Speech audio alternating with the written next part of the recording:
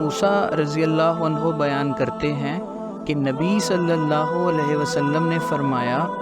जो हिदायत और इल्म देकर अल्लाह ने मुझे भेजा है उसकी मिसाल बहुत बड़ी बारिश की सी है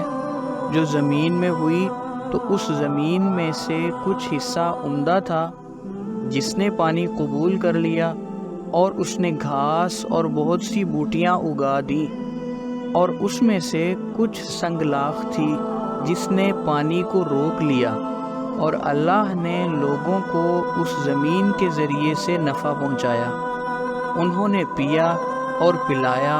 और खेती बाड़ी की, और ज़मीन में से एक और हिस्से पर भी बारिश पड़ी जो बिल्कुल चटियल मैदान था, ना तो पानी को रोके और ना घास उगाए। और ये मिसाल है उस शख्स की जिसने अल्लाह के दीन को खूब सीखा,